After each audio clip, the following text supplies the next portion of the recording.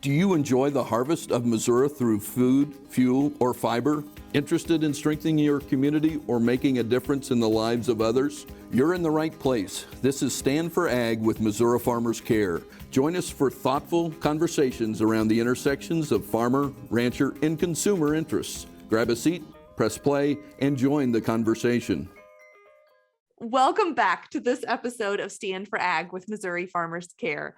As promised last episode, this is sure to be a lighthearted, passionate conversation about agriculture. So our guest today is Lorin Fahrmeier, who hails from Lafayette County. She wears many hats. It is such a thrill to have you on the show, Lorin. Go ahead and introduce yourself to our listeners. Hey, Ashley. My name is Lorin Fahrmeier from Lexington, Missouri. Big city girl over here. And yes, I do wear many hats, and there's a reason why I have crazy hair. Those of you that know me know I have crazy hair. It's because it's all the hats that I wear. It's just kind of worn it all out, and it has no choice but to be wild at this point. But I work for well, first and foremost, I'm a farmer. I'm not going to say I'm just a farm wife, because I am a farmer with my husband, Brett. We grow fresh fruits and vegetables, have an agri-tourism operation right outside of Lexington in Lafayette County, Missouri, which happens to be situated actually about 45 minutes east of downtown Kansas City. So we serve a very rural and urban audience with our customer base, so a super wide customer base. But I'm also a mom, which I think is really, really important as well. But also professionally, I work for University of Missouri Extension as our state farm to institution program coordinator. But also within that realm, work in lots of different local food type circle, different programs, projects, and things like that. I think we're going to talk a little bit about that too. Exactly. Well, thank you. One of the topics, so Lorin and I have been working together for a long time, both Mizzou grads. We've known each other a long time, but one of the opportunities that has brought us back together most recently, and that really spurred the idea behind this conversation today, was we've both been appointed to the Food Insecurity Task Force, which was created by an effort, a piece of legislation led by Senator Barbara Washington last year in the General Assembly. That Food Insecurity Task Force is established under the Department of Agriculture, and it is a broad and diverse group of stakeholders that are wrestling with the challenges and opportunities left in ensuring that there's not food deserts in the state, there's adequate distribution systems, we can get food from farm to table in a direct way, and just some of the larger, more systemic issues, I would say, Lorin, than, our Drive to Feed Kids, for instance, meets immediate needs. We're raising awareness, which is building on a long-term need, but we're also meeting immediate needs. What we're wrestling with on the Food Insecurity Task Force are slightly more demographic or systemic issues and distribution issues that are real opportunities and real challenges to address, right? Yeah, it's so interesting. And I was thrilled, honestly, to be asked to be a part of this initiative, just because, like I said, I've been working within this space for so long, and it's easy to kind of get within our silos of our section of ag, right?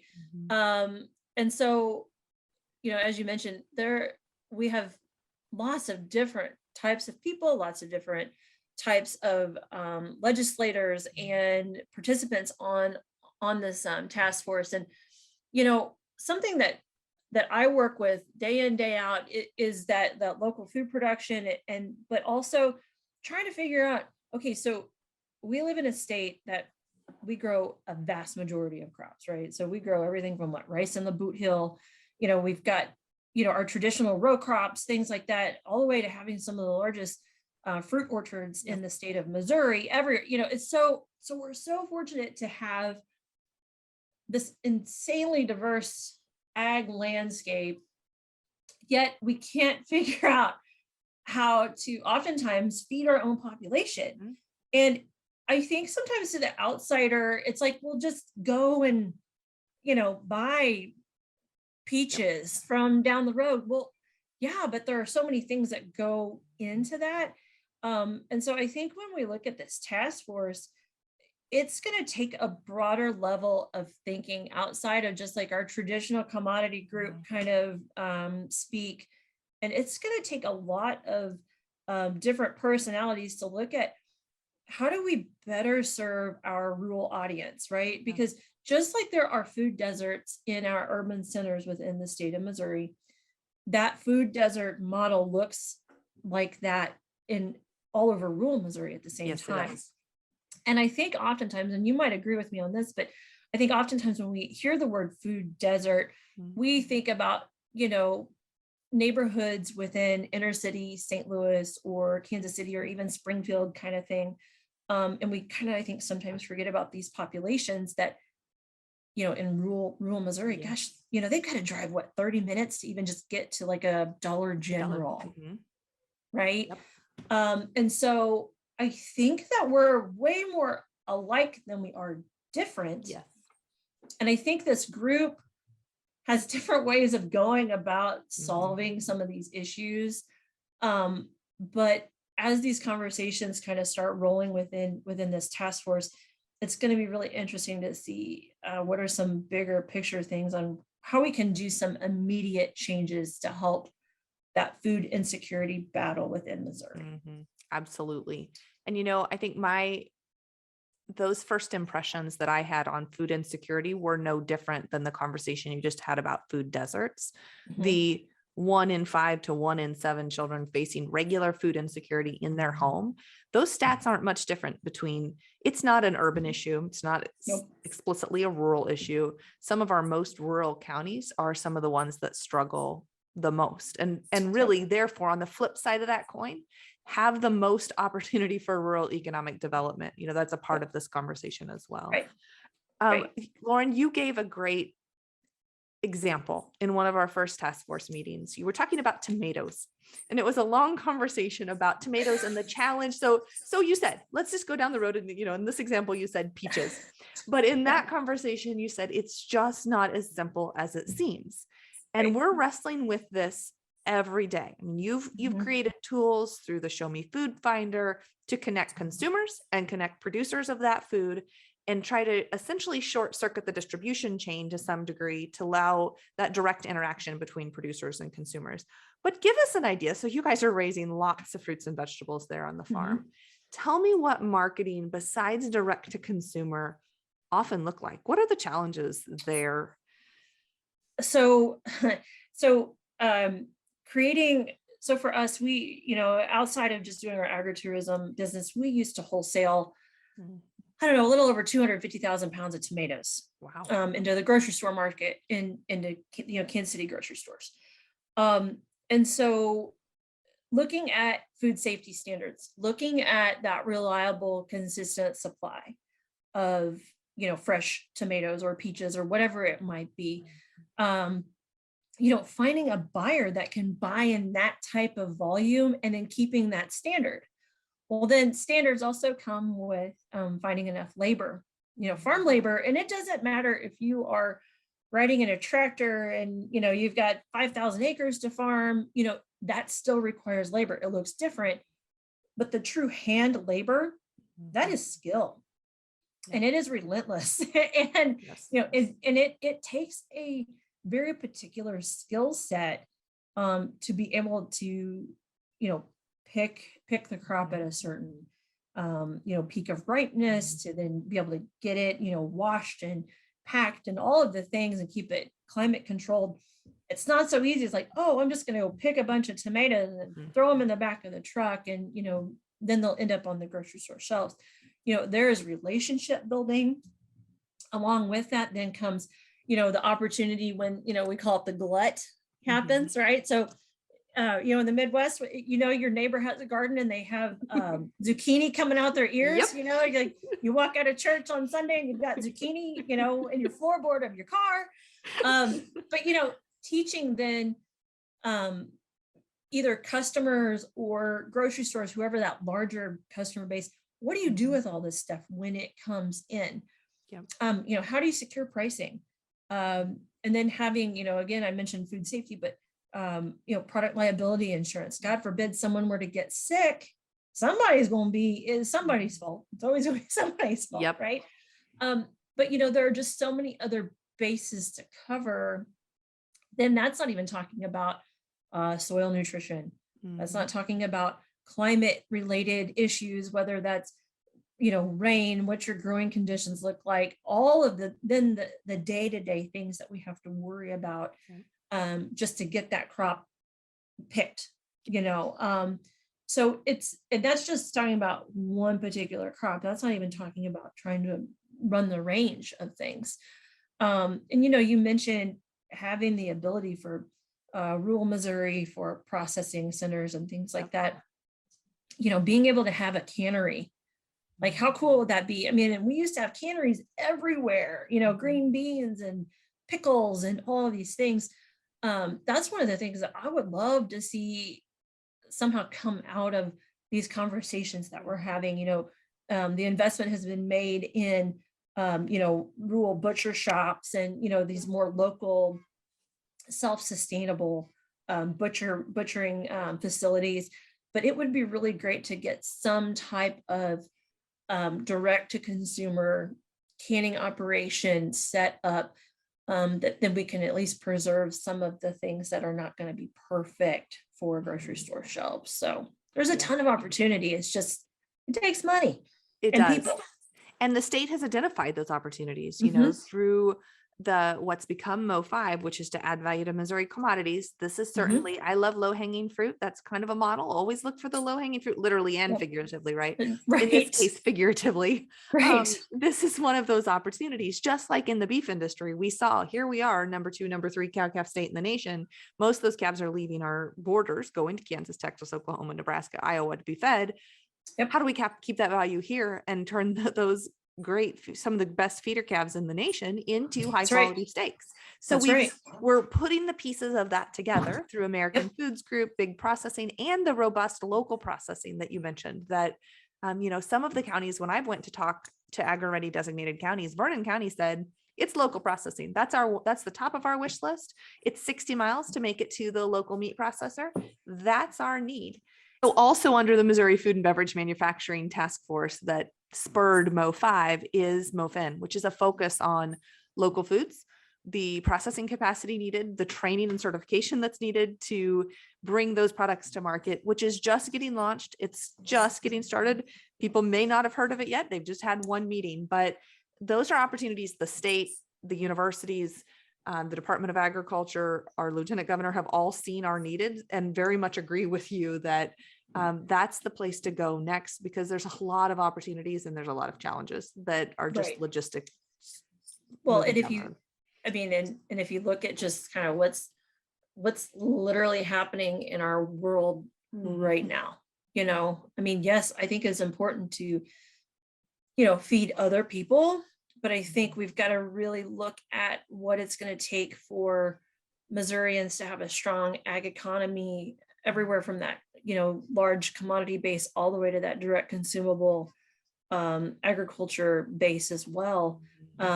One for, like I said, not only for food security, but also that economic viability, to keep Missourians strong so that we can kind of ride out the storm of a lot of things that we simply cannot control it. Actually, we can't control what's happening all over the world, but it'd sure be awesome if we could control more of what's happening within the borders of Missouri to make sure that our hunger rate could at least drop, right? Or we have more, viable jobs for people, so that even if, a larger paying job that's on a larger scale goes away, maybe we can keep some of that at least at home and try to keep Missourians thriving through some of these hard times, because I think we're just kind of starting to see the tip of the iceberg on some of this stuff. You have just verbalized one of our goals of Agri-Ready is starting at early preschool age, open kids' eyes to the possibilities of agriculture all around them, the careers, every way it touches our lives in every single way, and build a strong local economy so that we all want our kids to come home, right? I mean, we are the kids that came home to some degree, but we also want our kids to come home, and you have to have a strong, vibrant rural economy to do so. all of our communities have opportunities to continue to build on what they've got to get stronger. And that's why we're so excited. I mean, the University of Missouri has set a huge goal that is to double the value of Missouri commodities in a short number of years. It's very short. Yeah. Very short. But Yep. Missouri is poised in a place where it could actually, it's a big stretch, but it could actually happen, right? In that Right. we have so much on the table that there's so many opportunities for improvement. So one of the tools that you've helped create in your off farm, when you're wearing your off farm hat, Right. is the Show Me Food Finder. So Mhm. let's talk a little bit about that and the tool that was spurred out of the pandemic, really. Sure. Yeah. So using, as COVID became more of a real thing, obviously, you hear it on the news like, oh, maybe. And then when it started kind of hitting us in the face that it was a real thing, as producers ourselves that go to farmers markets and things like that, knowing that we have friends and there are lots of communities that have small farmers that, as farmers markets were kind of shutting down, but they still had these crops, and there's no way we could sustain our farm without just not selling what we were growing. Right.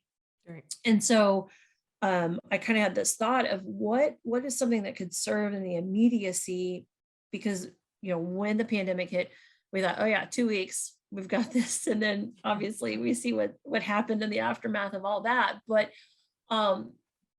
I kind of created this concept of the Show Me Food Finder. And what it was it was to address the immediacy of what was happening, to our local farmers. But again, also seeing that opportunity of rural grocery stores starting to reappear, right? We were doing a program called Provision Boxes, and it was kind of your weekly fresh fruit and vegetable staples for families and it was our homegrown stuff mixed in with some other things as well. But the local butcher shop, they were selling eggs and milk and of course their meats and some other kind of grocery store items. And I wanted to try to find a way to help those businesses, one, stay afloat, but also two, keep people from having to go into those larger population centers to purchase just what they needed, to help their families, get through during the start of the pandemic. So that's how Show Me Food Finder came to be. And all of the farms they were all organically listed. So everything on the Show Me Food Finder site, a producer actually put their information in, so it's their farm listing. It has their contact information, email address, website or Facebook address on there, along with what they sell. And the cool part about that is you can geographically source whatever you want. So I could type in eggs, right? Eggs into the search bar, and then type in our zip code, and I could set a mile radius up to all the way up to like 100 miles of where I live. And eggs, if I wanted local eggs, there were multiple sources pulled up of, for example, local eggs.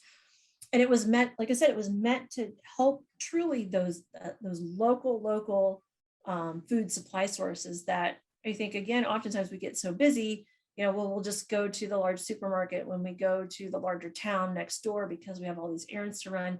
And I really think that it, if anything, kind of drew more awareness to the resources that communities have, that I think oftentimes gets overlooked.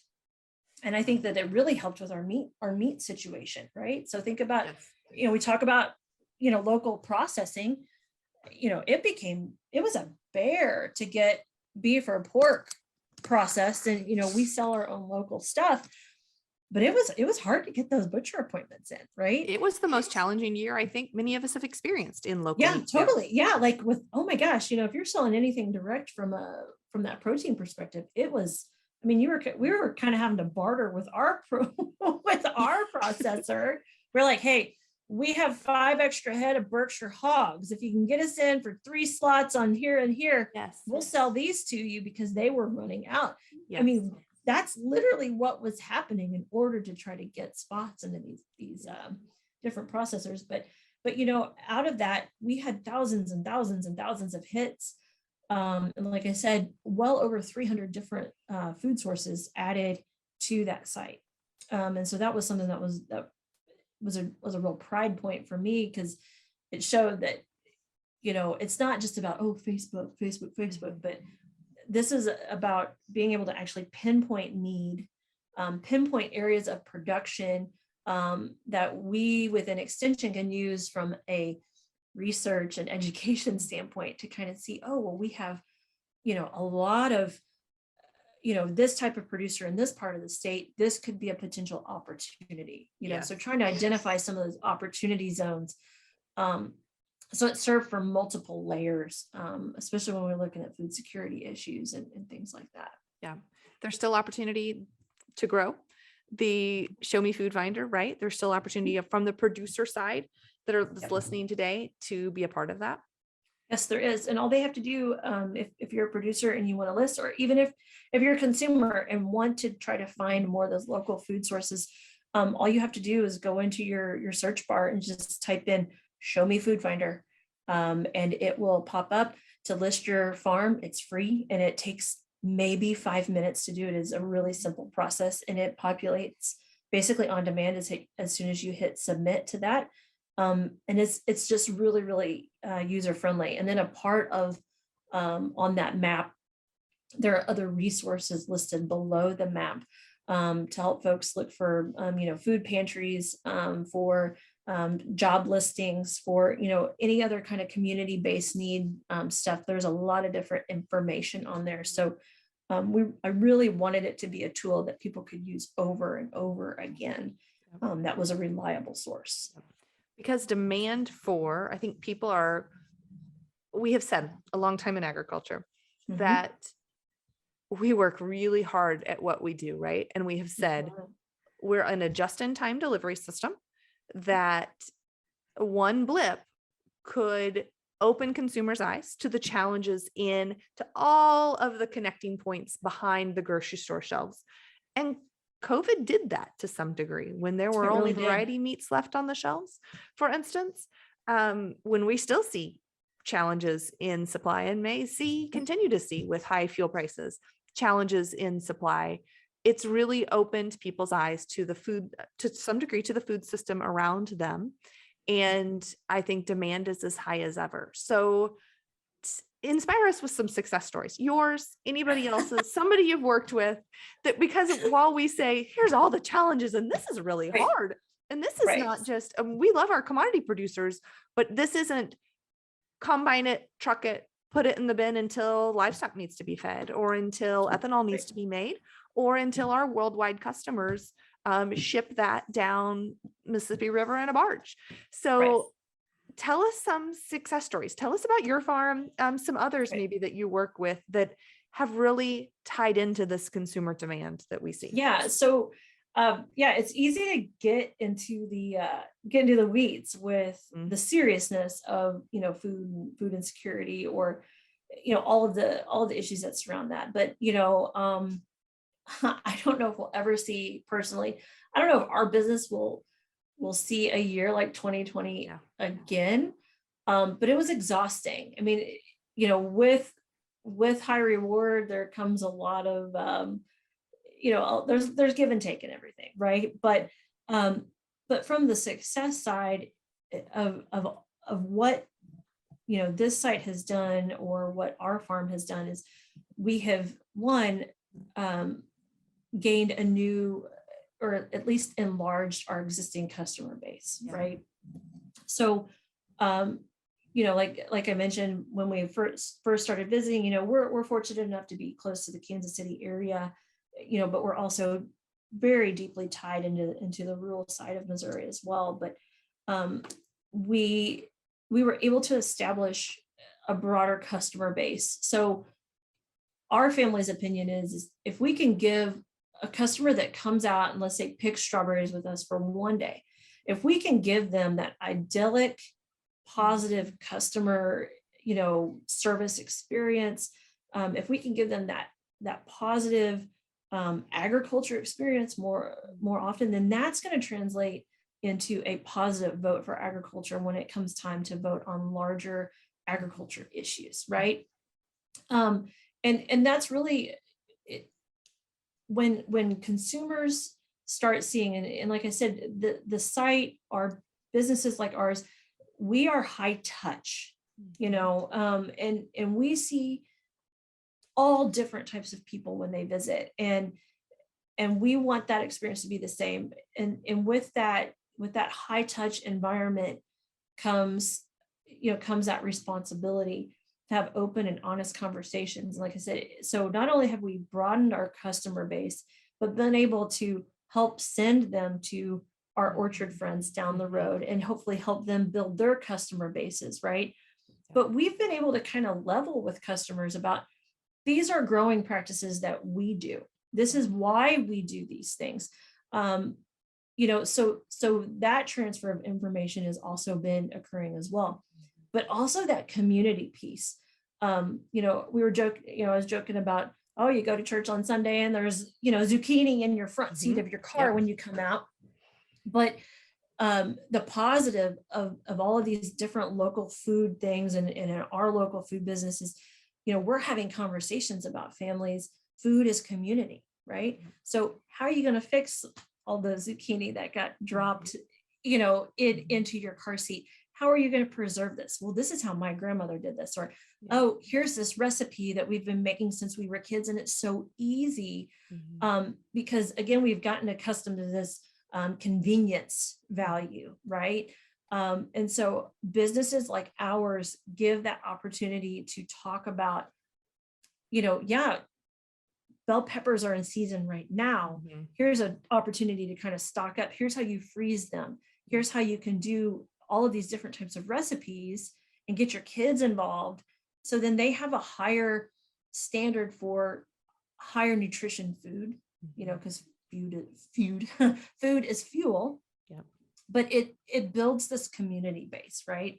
So that's what we've noticed, like I said, not only at our farm, but our farmer friends farms that are in these high touch environments, that the relationship, the shift, the trust, the open conversations have really evolved within the last couple of years in particular.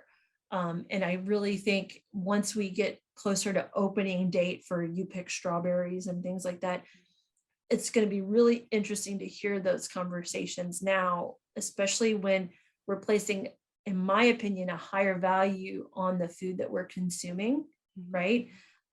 We have been so fortunate to have a cheap food supply. I don't like the word cheap, because cheap to me undervalues what we're doing. Yes. I don't work until the sun goes down for somebody to want something cheap from me, right? Because it undervalues the care and expertise that we have in our product. So I think what we're going to see shifting from a positive perspective is that people are hopefully going to waste less food, right? But again, also place a higher value on the food that they're consuming, that, oh, well, I might, it's interesting to watch people place a higher value on a purse, like especially ladies, right? We like our purses, we like our shoes, we like the fancy things. When we place a higher value on a handbag over what we're putting into our body, there has to be a bit of a dynamic shift there. And I know that sounds kind of like hippified, but at the same time, what the economy is going to teach us, I think, in the next few months is that we have to place value over high nutrition, dense food, and the value that brings to us over the long term. Yes. So there's my soapbox, Exactly. for the day.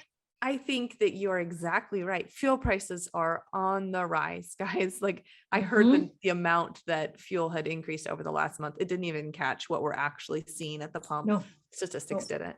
And that matters. And what Lorin is saying is so important, because I marvel. I walked into Walmart last night. I had to get some batteries for a child, and not a place I frequent regularly, but I was able to marvel again at the beautiful fresh strawberries that were in that case. Those they were a product of America. That matters a lot to me in my purchasing Yep. decisions, but I think they were a product of California. Yep. And it matters a lot whether diesel is $2 or $6 to the transportation of those berries. And so this growing season will offer an opportunity. I would encourage everybody. One, we're all locally, we're going to be impacted by those fuel prices as well. Right. And there will be higher costs on the farm across the board. And it is a great opportunity to support Missouri made, support local made, support American agriculture. And I think you're right. I think those conversations will be really interesting to see. What does your season look like? So growing season, it's starting to probably barely get green there along the Mississippi or Missouri River for you. What season? I'm sure growing season's already started long before this. So tell us about what it looks like on the farm. Yeah. So it's funny you say that. We actually uncovered our strawberries for the second time this season yesterday. So for example, our strawberries get planted every fall. Okay. So we overwinter them and, and then put a row cover over the top. It looks like a giant blanket. Right. So we uncovered those yesterday. They're looking really good. Seeds have been started in our greenhouses for well over a month and a half at this point. Greenhouse tomatoes and cucumbers have been planted and ready to go. And we've got other cold crops also planted and started. As far as the U-pick goes, like I said, strawberries have been uncovered. If we keep having a warmer late winter, early spring, I anticipate that we'll start picking our strawberries probably late April, early-ish May. Like I said, it just depends. Again, just depends. And then we'll roll on. So strawberry season lasts about 4 weeks. It's so interesting. People message us in August, like, can we come pick strawberries? Like, no, that's been done for a long time. We're preparing for next year, right? But then we have our U-pick blackberries. And so that'll start around July 4th. Again, depends on how warm of an early summer we have.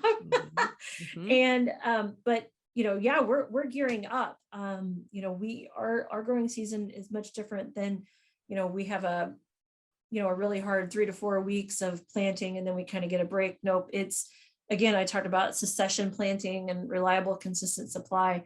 So we have started in the greenhouse in February, and we will continue growing both in the greenhouses and then outside for several months to come, and then harvest. We won't stop harvesting until literally the last or the first big frost of the season comes. So I mean, we're in for the haul, actually. At this point. Absolutely.